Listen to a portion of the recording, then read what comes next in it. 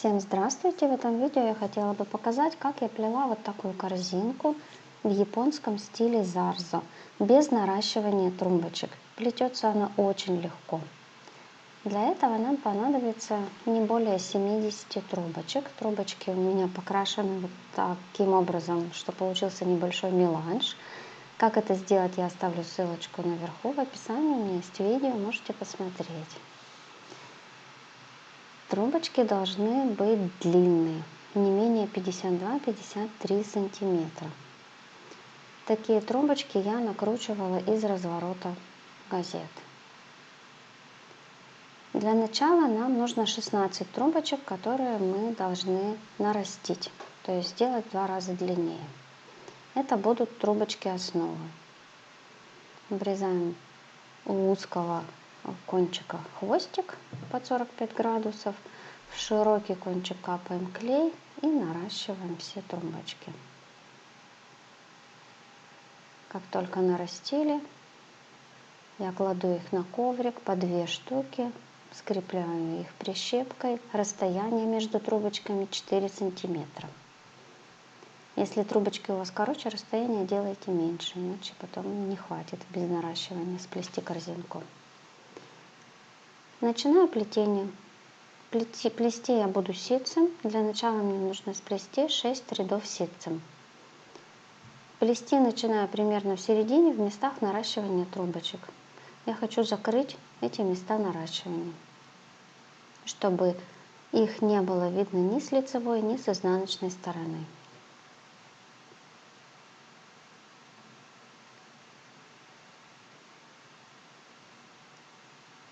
Для этого я немножко смещаю первый ряд и проплетаю таким образом, что наращивание на трубочках основах видно не будет.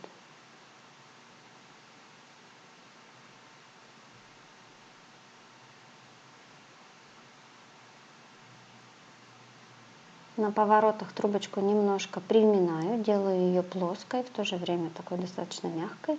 Тогда она не ломается и нет заломов.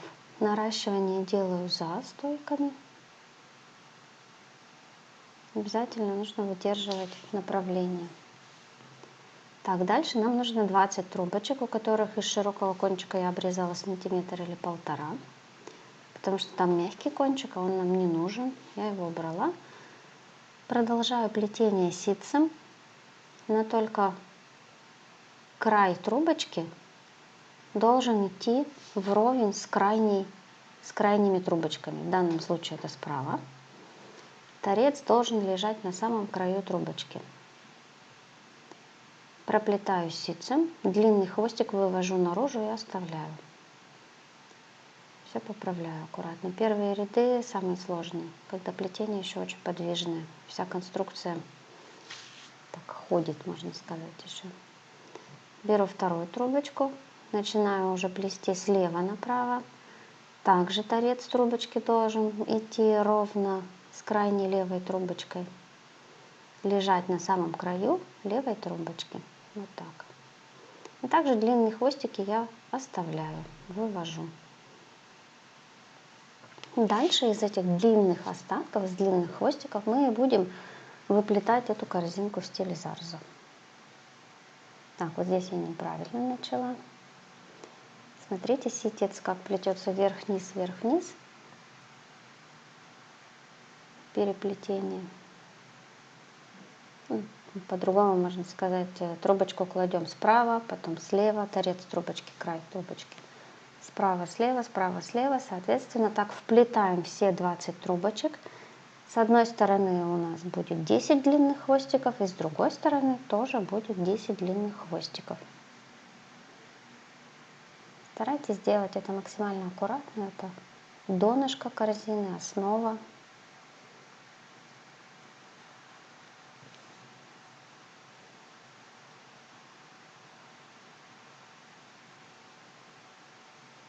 Ну вот, я завершила одну сторону. Все поправить надо. Последняя трубочка. И переходим на другую сторону. Делаем то же самое. Я перевернула плетение, закрепила опять прищепками, чтобы все было ровно.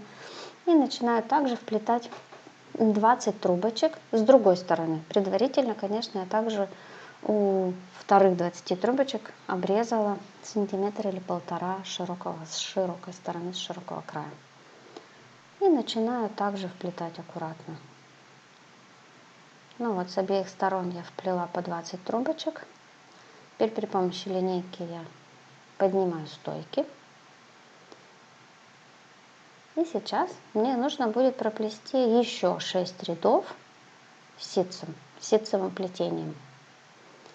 Я это делаю для того, чтобы, во-первых, поднять стойки, закрепить и стойки закрепить в вертикальном положении, закрепить всю конструкцию дна, потому что оно еще очень подвижное, и чтобы в дальнейшем корзинка была немного выше за счет проплетения, выплетания вот этих 6 рядов.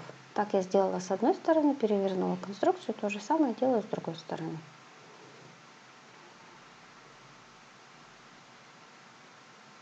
Стойки влажные, поэтому, конечно, они непослушные. Немножко неудобно это все выплетать. Они ходят в разные стороны. Ну вот. Тот хвостик, который остался от выплетания 6 рядов ситца, я подрезала, подклеила, капнула клей и подклеила в середину плетения, спрятала между плетением незаметно. Так, теперь мы берем, вот у нас 10 трубочек с каждой стороны. Мы берем 5 трубочек с правой стороны и 5 трубочек с левой стороны. И будем дальше плести корзинку вот этими 10 трубочками, чередуя то с одной стороны, то с другой стороны. По рисунку я смотрю, что мне нужно начать плетение справа налево. Так у меня ситец идет. Я беру трубочку справа и просто ее укладываю. Дальше, где стойки, выплетаю и хвостик вывожу наружу.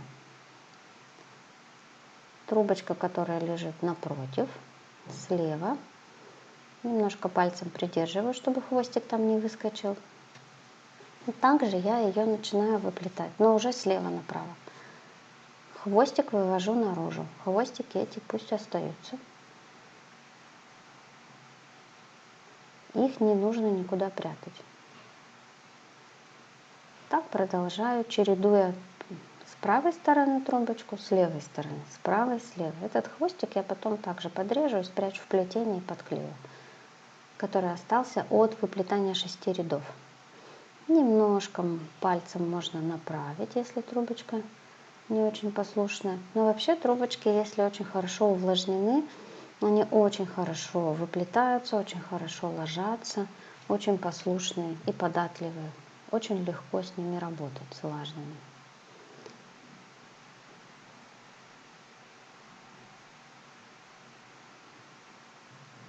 Вот так эта конструкция наша выглядит сбоку.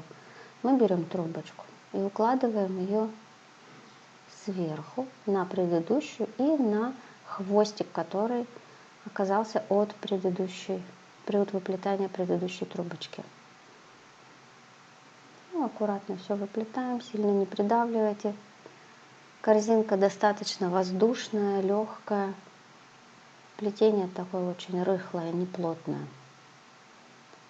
То же самое берем с левой стороны, немножко придерживаем трубочку и просто ее укладываем поверх предыдущего хвостика, который остался от выплетания.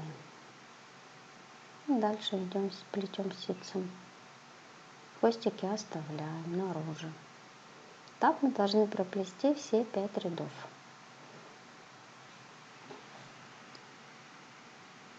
Пять рядов с правой стороны, 5 рядов с левой стороны. Чередуем право-лево, право-лево. Следите за направляющими, за крайними стойками, чтобы они были вертикальны. На данном этапе я делала вертикальные стойки. Но дальше, когда буду выплетать последние трубочки, по 10 штук, я уже их немножко направляла к центру, потому что хвостики трубочек становились все короче. мне уже их было недостаточно. Ну вот, с одной стороны у меня 5 хвостиков, с другой 4, соответственно, я должна проплести еще один ряд, то есть завести еще одну трубочку, соответственно, все по 5 хвостиков. Разворачиваем наше плетение и делаем все то же самое с 10 трубочками с другой стороны. 5 с одной стороны, 5 с другой стороны. Смотрим, как идет у нас ситец. Впереди, сзади. Здесь тоже от 6 рядов остался хвостик, я его также потом в конце подклею.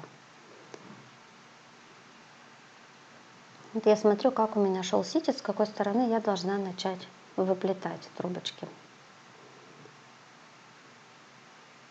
Держу стойку, делаю ее вертикальную, задаю направление, все поправляю. Хвостик вывожу наружу. То же самое делаю с левой стороны. Смотрите, чтобы они не уходили стойки влево-вправо. Старайтесь держать их вертикально.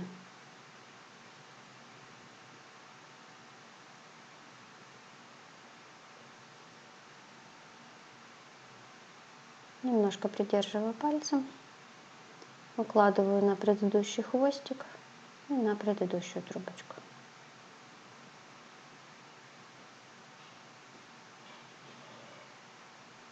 И ситцевым плетением закрепляю.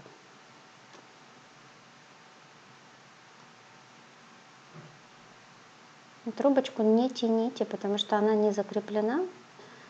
Ее нужно немножко поддержать и укладывать сверху. Не рядом с предыдущей трубочкой, а именно сверху.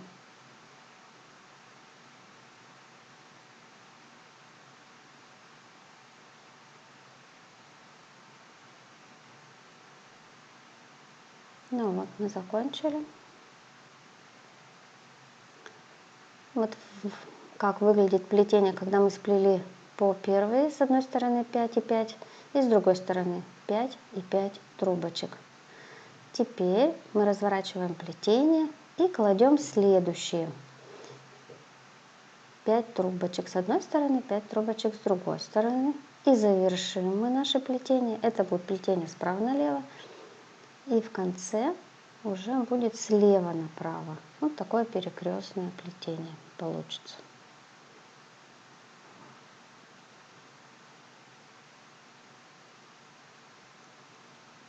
Но здесь еще какие нюансы в этом плетении.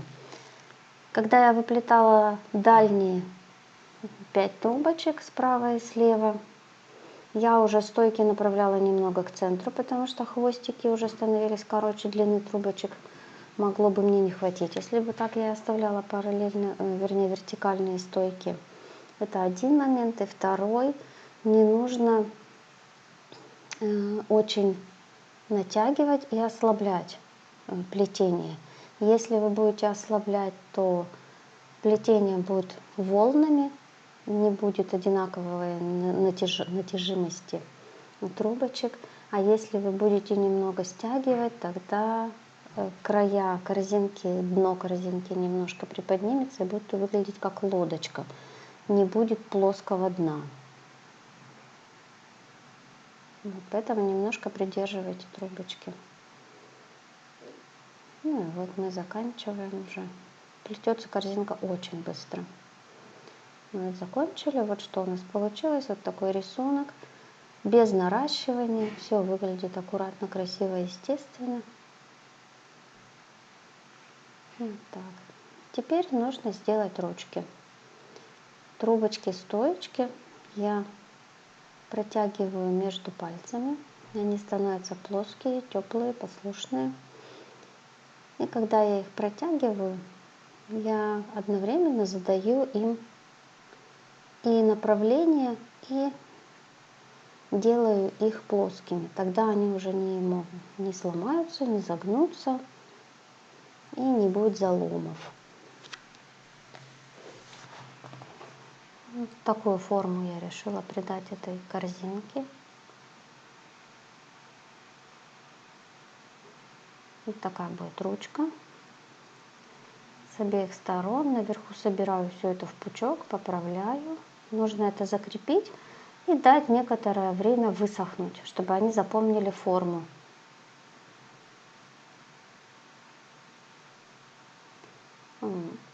Убрали резиночку, берем трубочку, начинаем выплетать ручку. Начинаем выплетать такой замочек на ручке, называется он акулий глаз. Трубочку вот так обкручиваем и опускаем вниз.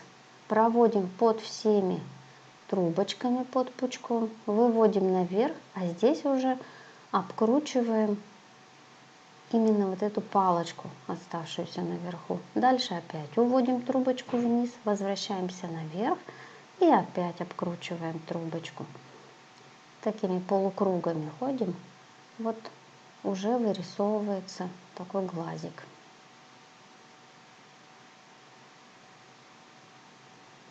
Наращивание я делала под всеми трубочками, чтобы было незаметно.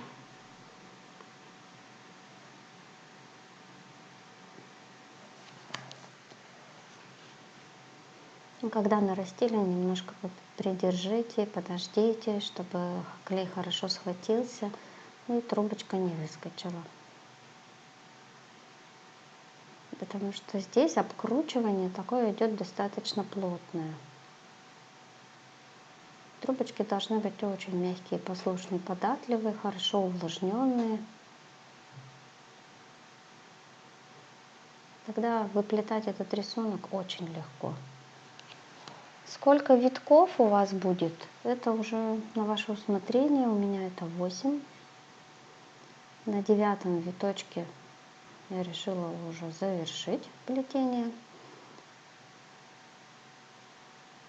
Обрезаю эту палочку, вокруг которой мы обкручивали, замочек делали.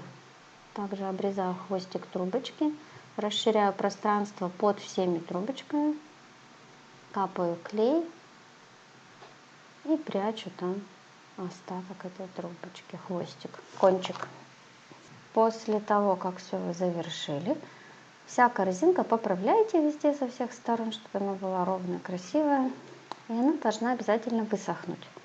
Вот она высохла. На следующий день, у меня не очень удобный ракурс против солнца. Я обрезаю все хвостики со всех сторон. И также обрезаю остатки трубочек на ручке. У меня это 4 сантиметра. Оставляю такие длинные хвостики. Вот с обеих сторон одинаково. После этого, вот такая у нас получилась корзинка.